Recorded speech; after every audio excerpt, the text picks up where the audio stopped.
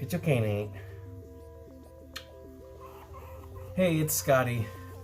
So I just got an email from Hobry, and she asked a question that I get a lot, but I answered her. I had an idea that I haven't really ever thought of before. So she messaged me and she said that she was feeling sick and she was worried that as she handled her guinea pigs, that she would get them sick, and she wanted to know if it's possible to get your guinea pig sick with a human cold.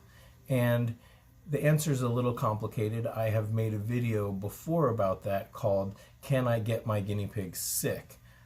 You can watch that video right here. But in that video, I explained that some sicknesses, some illnesses are bacterial and some are viral. So of course everyone knows about the virus that's going on right now, and we've all heard of stories of animals in the zoo.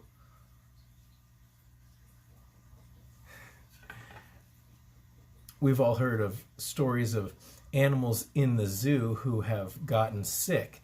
Now, some viruses are species specific, and some viruses can be transmitted across species to different animals. And then, of course, there are bacterial infections. So, for example, most respiratory infections in guinea pigs are bacterial in nature. And you can have a bacterial or a viral respiratory infection. But in guinea pigs, the most common one, and it's usually a bacterial. Unfortunately, bacterial infections can be spread among people and guinea pigs, and they're not species specific. But most common colds that you get are viral in nature and are most likely species specific. So the short answer is I wouldn't worry too much about it, but some things can be transmitted. So I would apply a little bit of caution. Maybe you just take care of them from afar. You just change the water bottle and add food and stuff, but don't necessarily give them the kisses that you normally would. And maybe don't hold them in close quarters. I know, Nate, but I had an idea, and I would normally say, giving your guinea pigs vitamin C is a great way of boosting their immune system, and it's also really healthy for their heart, and in general, vitamin C is just very valuable. So, but then I thought, well, if you have to hold your guinea pigs to give them vitamin C and you're sick and your whole thing is you're not trying to touch them too much, then maybe that's not a great option. This is where the vitamin C cookies come in. I have one left in this bag. So, Nate, you want to have this cookie? Now, I'm not sick right now. I'm not sick, and so I'm not worried about handling him.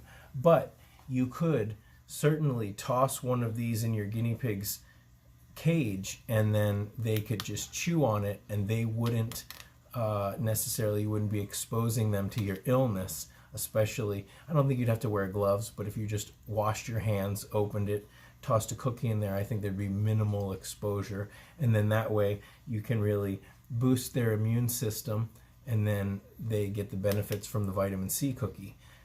I love the Child Life liquid vitamin C because you get 120 doses per bottle, so that's 1 milliliter per pig per day, and that equals 50 milligrams.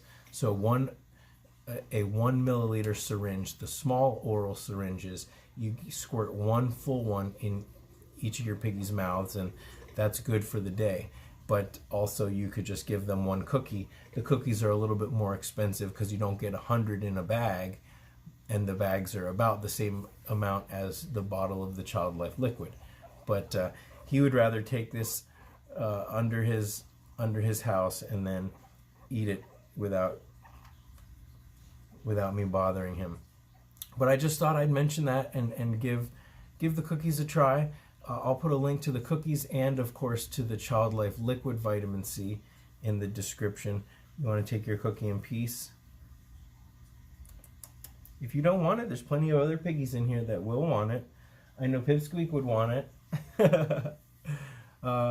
And that's another thing, is will they eat it? most piggies will either like the cookie or the liquid, so it's good to have both on hand. And piggies' tastes will also change over time. Gary, when he first tried the liquid, he hated it, and then after time he really loves it. But I'm sure that if I let Nate take this underneath his little tunnel, he'll eat it when I'm not looking. Okay, so I just thought that that might be a good suggestion. Here. He's eating it as long as he doesn't have to eat it in front of you guys. You're so weird, Nate. You're so funny. Okay, until next time, thanks for watching. Come on.